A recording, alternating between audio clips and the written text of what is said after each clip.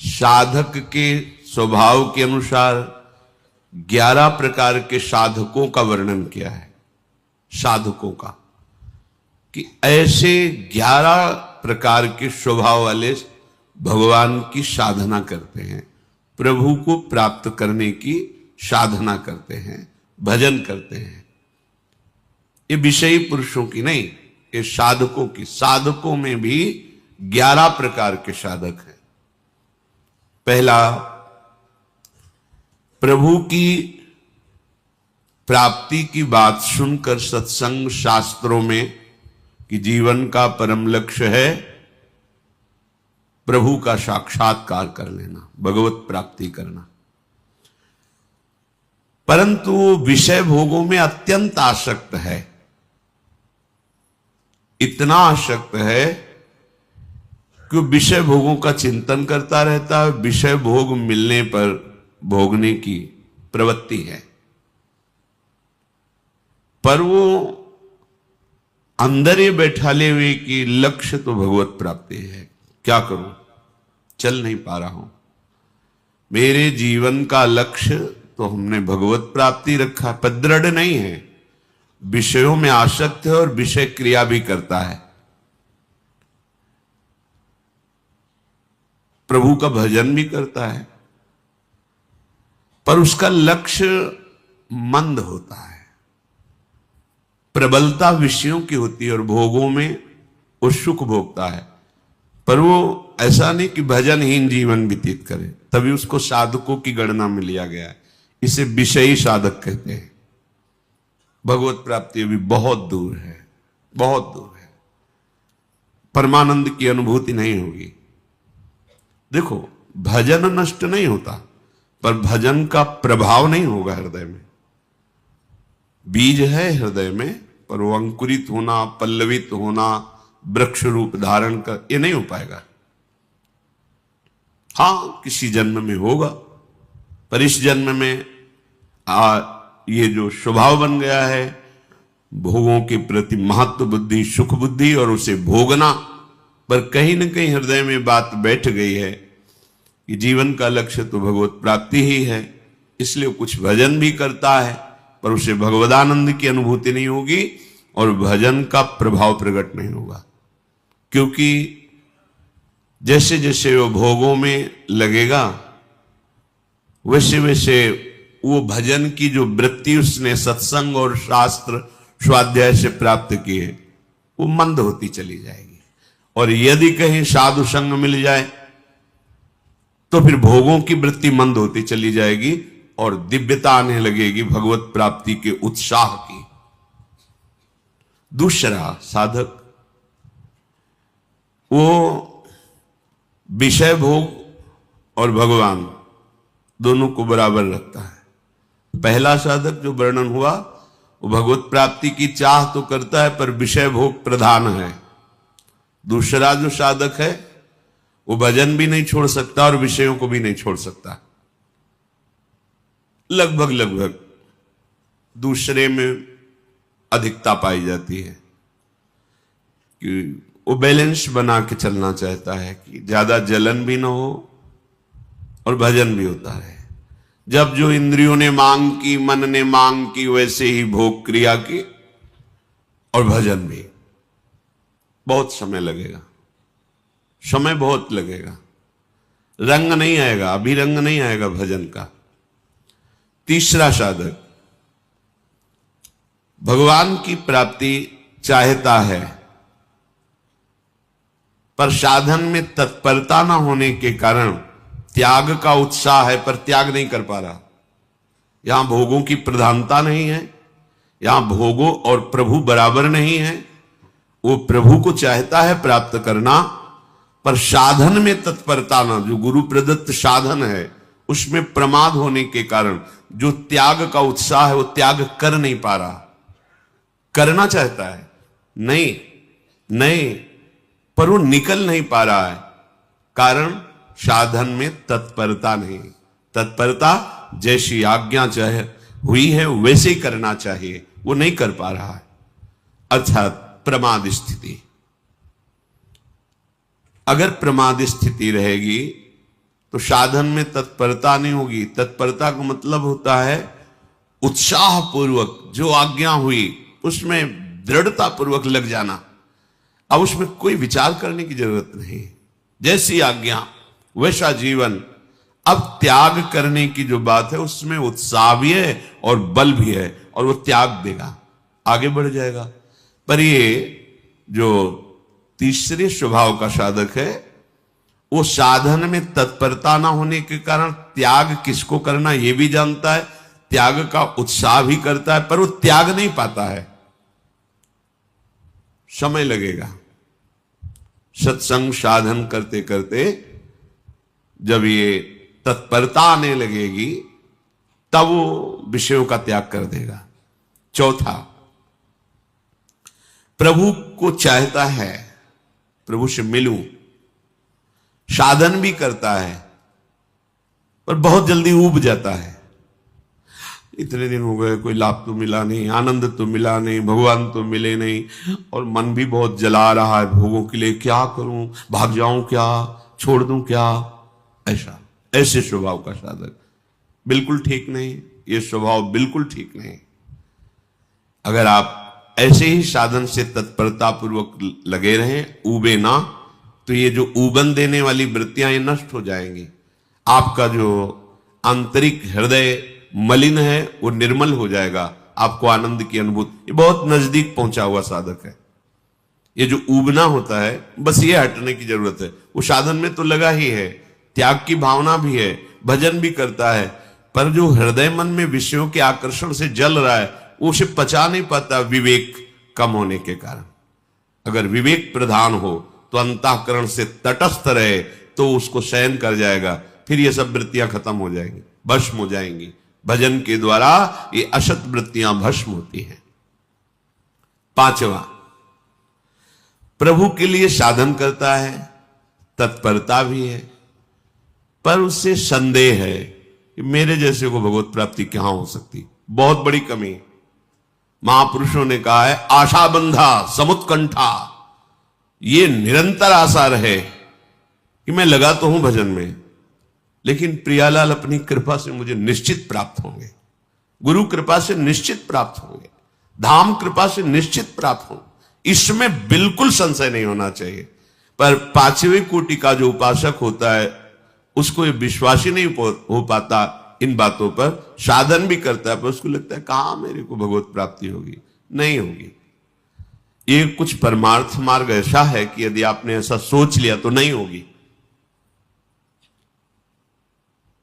जब गंगा किनारे भ्रमण कर रहे थे तो हरिद्वार के एक महापुरुष, उनका लाल स्वामी नाम था, वो एकांत सेवन कर रहे थे। उनके पास जब दर्शन करने के, वो खेचरी मुद्रा में अधिक समय तक रहते थे।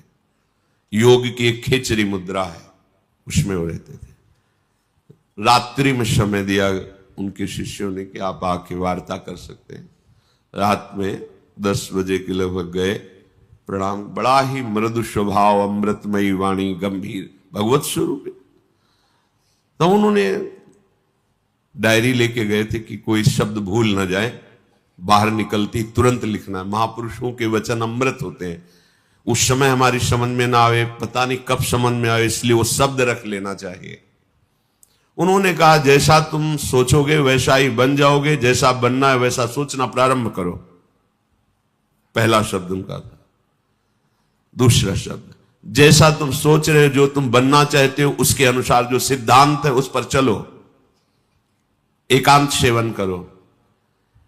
जो विषय बाधा देने वाले हैं उन पर विजयी हो तो भी उनका संग न करो, उन पर विजय प्राप्त कर चुके हो तो भी उनका संग न करो, क्योंकि जीता हुआ मन भी कभी कभी विषयों में फिसल जाता है। संयोगवशात मरा हुआ मन भी जीवित हो जाता है, इसलिए सावधान रहो। छठवां, प्रभु के लिए पूरी तैयारी कर रहा है, साधना कर रहा है, विश्वास भी है, पर अपने शने संबंधियों को नहीं त्याग पा रहा।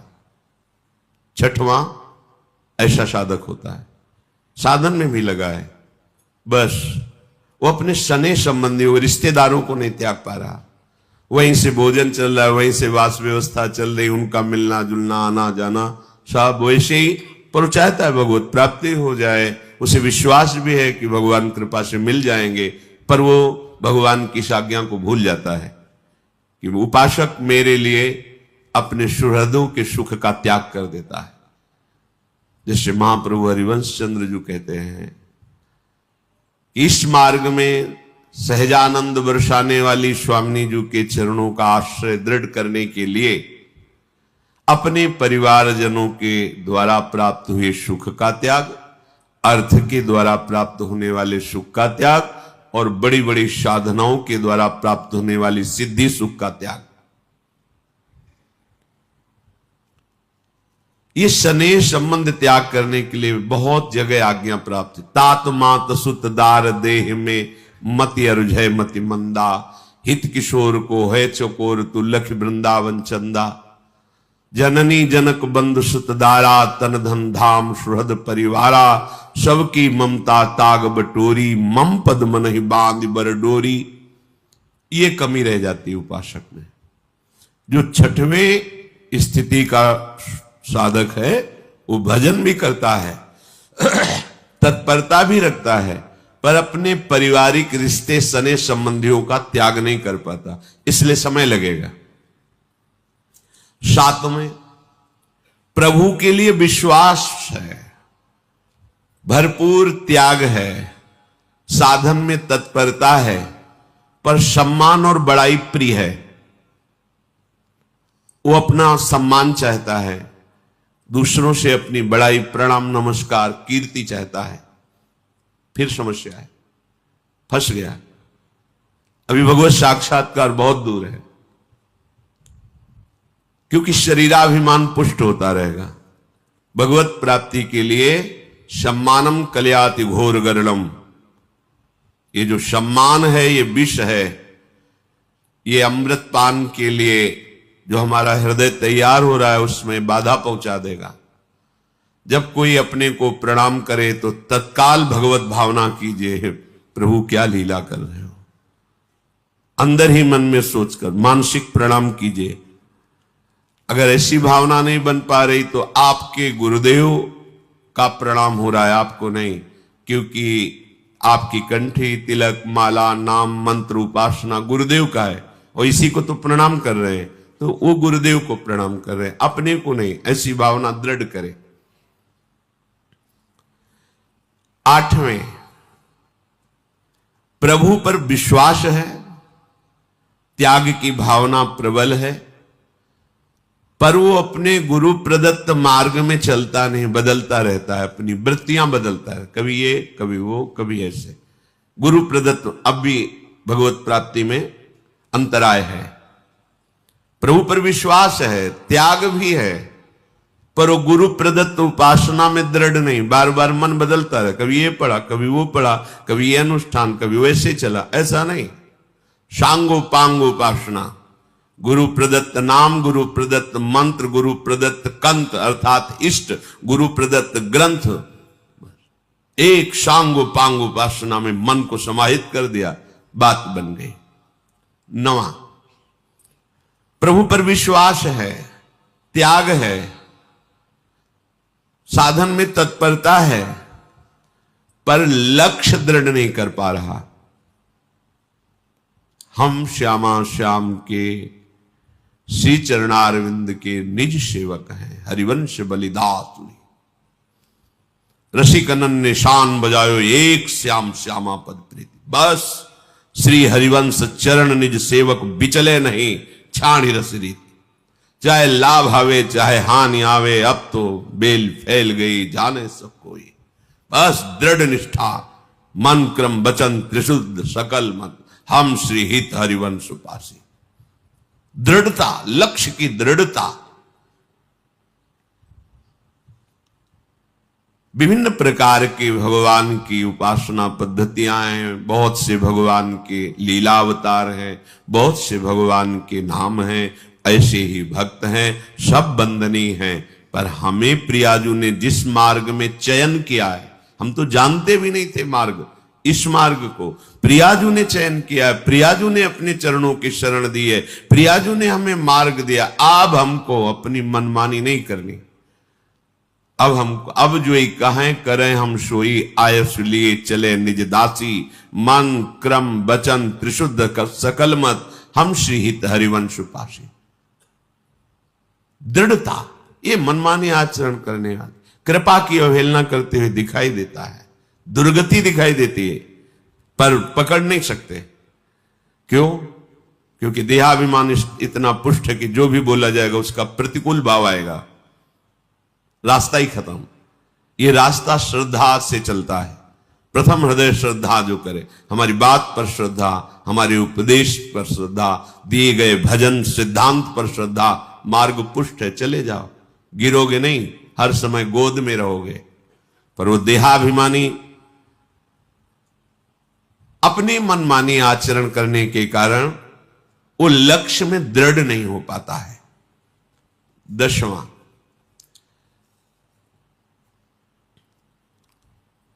ये पूर्णता है जो आगे के 2 साधक कहे गए, ये बहुत मंगलमय स्थिति है। प्रभु की प्राप्ति की चाह नहीं, असह वेदना, क्षण भर के लिए भी प्रभु का विस्मरण नहीं, प्राण देने के लिए तैयार है। बस कैसे मिले, कहां जाऊं, किससे कहूं, असमर्थ हूं, वो अंदर की स्थिति, क्या करूं, किससे कहूं, वो कौन सा आयोग करे, मेरी इस बात को कौन समझे, प्रभु कैसे मिले, असह्य हो रहा है, वेदना उसके हृदय में। एक पल के लिए भी प्रभु का विस्मरण नहीं, प्राण फूलों की तरह लिए तैयार है कि अगर प्राण देने से प्रभु मिल जाए तो अभी प्राण ले लो। ये है महामहिम स्वरूप, उपासक का ये महामहिम स्वरूप है। अहो भाग्य जिसके हृदय में प्रभु के लिए पीड़ा पैदा हो गई है, व्याकुलता पैदा हो गई है। 11वां, ये उसके ऊपर की बात है, ये आखिरी बात है। बड़े आनंद में निमग्न होकर प्रतिपल भजन में डूबा हुआ है, कोई चाह भी नहीं रहेगी, कोई चाह, ये आखिरी बात है। हर समय एक आनंद की भारी उमगन है, निरंतर भजन के रूप ध्यान में चिंतन करता डूबा, कोई चाह नहीं, मिलो ना मिलो कोई चाह, नरक भेजो स्वर्ग भेजो कोई चाह नहीं। ये सबसे आखिरी स्थिति, कोई कामना नहीं, न लोक की न परलोक की, भजन केवल भजन के लिए, भजन जीवन बन गया है। प्रभु ऐसे उपासक से दूर थोड़ी रहते, ऐसे ही उपासक के साथ लीला करते हैं, वो लीला पात्र बन जाता है। इसमें कोई चाह नहीं रह गई, भगवान मिले दर्शन, ये सब बहुत दूर बात हो गई। भजन जीवन, प्रतिपल उमंगन और भजन ही चल रहा है, बस भजन के लिए भजन, भजन ही जीवन। तो वो प्रभु का दर्शन नहीं, प्रभु के संग में लीला पात्र बनकर वो प्रभु के संग खेलता है, ऐसा उपासक। ऊपर जो साधकों की स्थिति बताई गई उसमें 4 विभाग किए गए।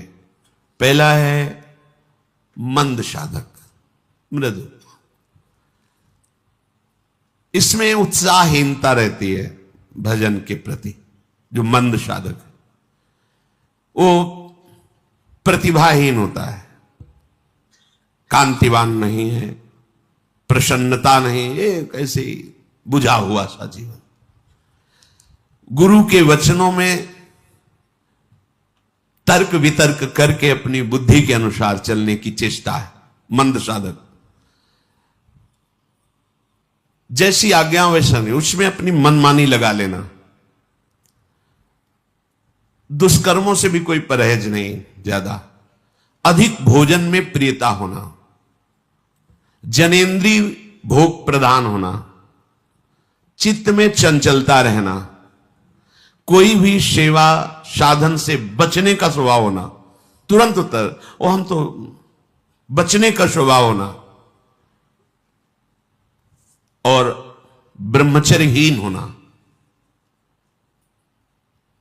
हृदय में कठोरता, निर्दयता होना, पर साधक है, चल रहा है, इसे मंद साधक कहते हैं। दूसरा मध्य, ये जो 11 साधक बताए गए इनमें से 4 विभाग किए गए।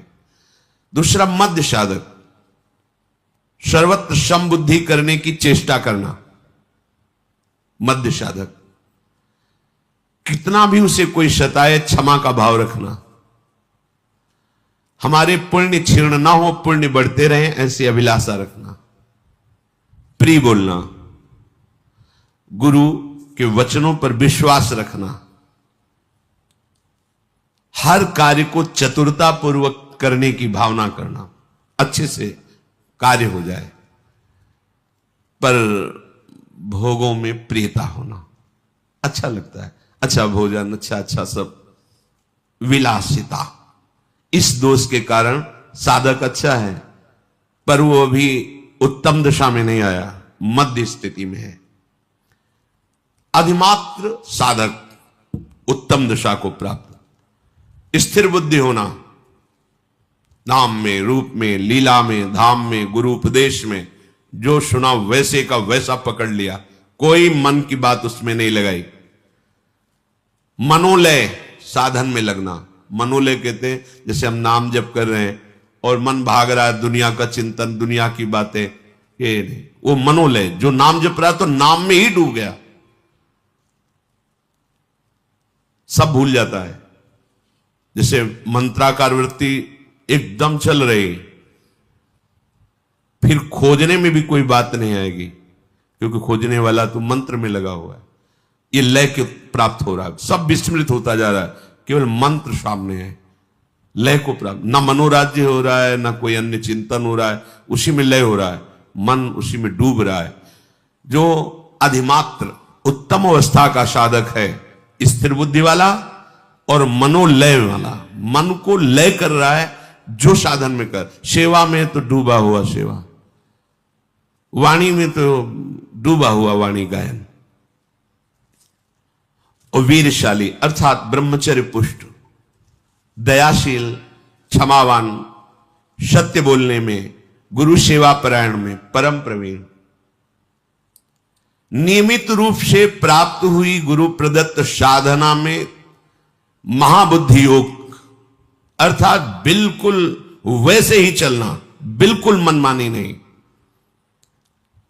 ऐसा साधक अधिमात्र साधक है, ये बहुत कम समय में सिद्धि प्राप्त कर लेगा। और अधिमात्रतम साधक, अब ये सर्वोत्तम साधक, वो उत्तम साधक और ये सर्वोत्तम साधक, हर समय महाबल का अनुभव होना, विषय त्याग की बात क्या, प्राण त्याग भी उसके लिए एकदम तिनके के समान है,